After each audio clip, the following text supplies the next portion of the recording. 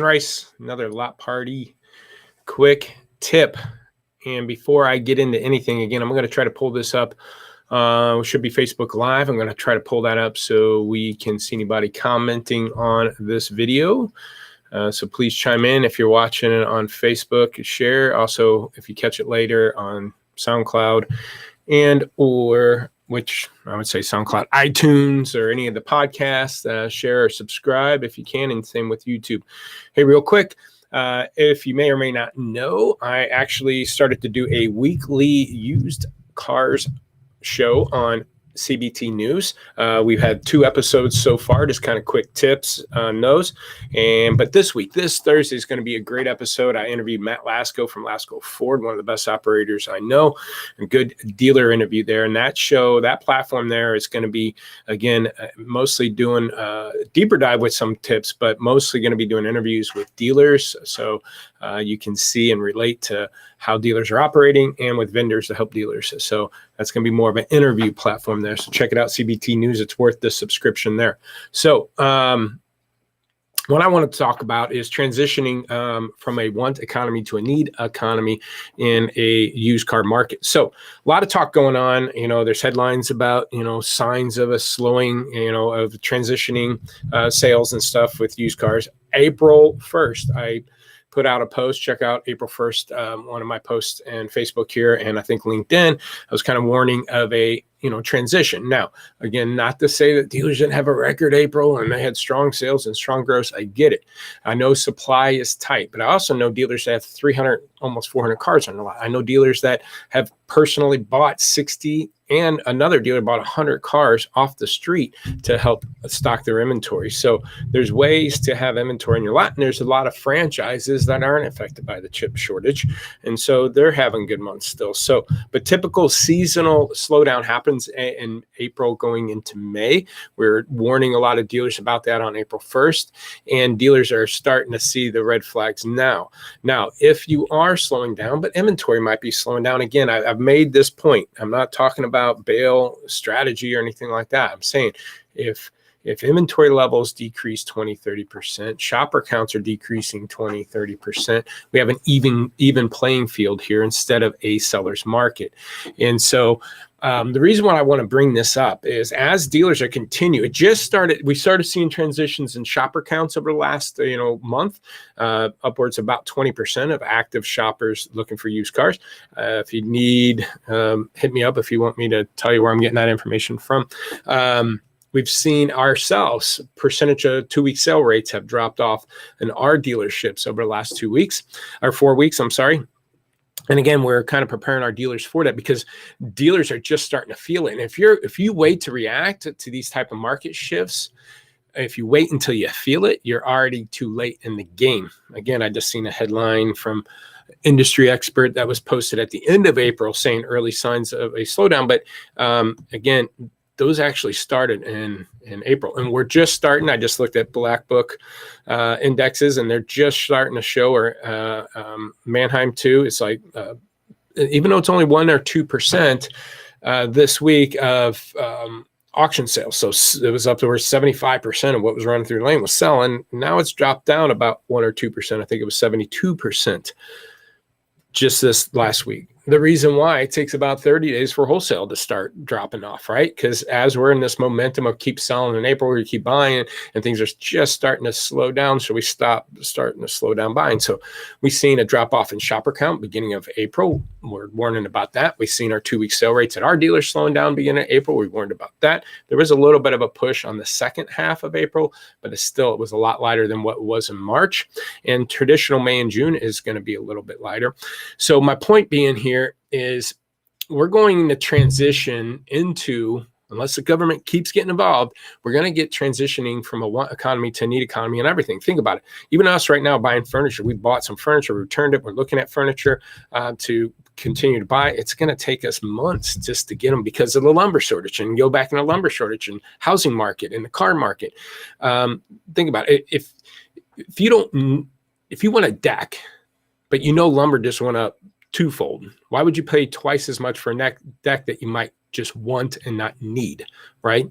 So if I want a deck right now, I might just hold off and just wait until lumber prices go back down. I might just wait till next spring, or maybe, you know, an addition to my deck or some stairs or finishing my basement or something.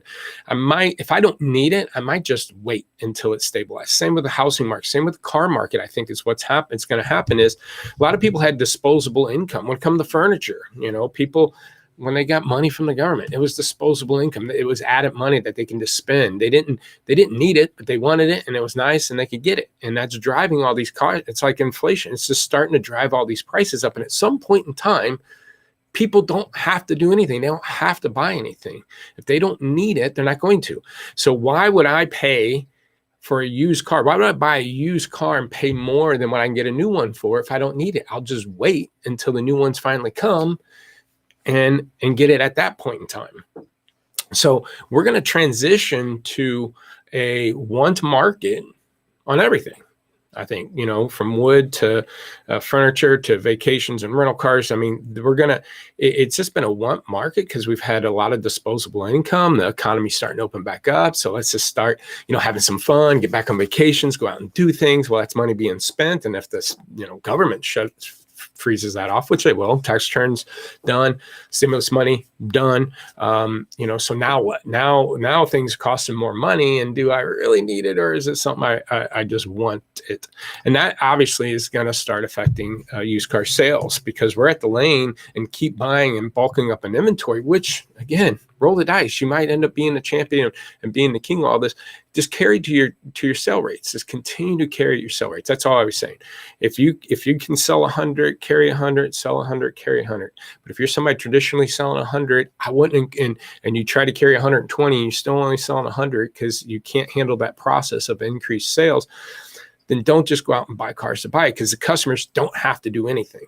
Okay, they don't have to buy anything. And if they go from a want economy to a need economy, which I believe our trend, it's going to happen, because again, if you don't have to pay double for deck pricing for wood, if you don't have to, don't do it. They're not going to do it. I'm not going to overpay. I'm glad I got my dually truck F-350 in December, because right now it'd be way too high. And I'd probably go, you know what? I'll just wait till the prices come back down. I'll drive my old truck until I actually need it, or the market comes back and stabilizes. And we're getting to that point. Okay. And that's the reason why wholesale kind of dropped off, because at some point in time, dealers not seeing the traffic to justify paying those type of money. So it is happening. And again, I'm not saying the sky's falling. I always say carry to your sale rate. If your sales slow down, then slow your carry rate down. And if it picks up, pick it up. But you can see this you can see, if you look at what's actually happening on your lot, not the market, because the market's delayed. Again, if we're looking at market data, we're not going to see the slowdown till it's 30 days past due. It's already been slowing down, but it's just starting to show up in the stats because we're looking 30, 45 days down the road. You got to look at what's happening on your lot. And again, that's why I like what we do, because we're actually, our sleeves are rolled up and our hands are getting dirty with our dealers, changing prices and seeing sales rates and adjusting as the sale rates are adjusting and increasing as the sales rates increasing. And we're actually on the floor, we're seeing that. And when we can see groups of dealerships start slowing down, we know things are coming when it's across the board. And we don't wait till the market sees it, because it'll take 30 to 45 days for the market data to catch up to that. That's what happens with wholesale. Again, dealers are in this momentum. They're looking at what they've been doing over the last 30, 45 days. They continue to buy until they start feeling it, and then they start shutting it down. Wholesale starts dropping, and then that's when things start scrambling. So we can be going into a need and not a want. I think as things open up economy-wise, people are going to go out to eat. People are going to go on vacations. They're going to be doing things. And if they do have disposable income, maybe using it for that, and then maybe holding out on stuff that necessarily they can't afford, but why pay double? You know, if I know I can put a deck on the side of my house for $5,000, why go pay $8 or $10,000 for it now? If I just wait till things come back, maybe I'll just wait till next spring, unless I need it. So get ready.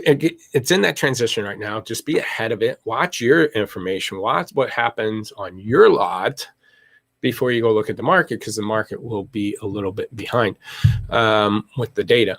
It'll take a while before you start seeing it. So if you'd like to see what we could do for your lot, again, we've been just kind of transitioning our dealers, looking at it April 1st of what we need to do. Prepare in April, because it's usually a good stable month, but you manage your inventory to be prepared for a slower May and June. Again, traditional slowdown. And so if you'd like to see how we can help you stay ahead of this shifting market, go lotpop.com. We can do a demo. Again, appreciate feedback, your likes. Thanks, Colin. Hope to see some people at Digital Dealer in about a month. We have our 20 group, May 17th, coming up here in Kansas City. We have a great 20 group for used car 20 group. If you're interested, go to lotpop20.com, get some information there. Again, CBT News, got a great interview with Lasco Ford this Thursday on that show. That show is going to be kind of reserved for interviews and stuff. So check that out, cbtnews.com, and then YouTube, or please subscribe, and then any podcasts.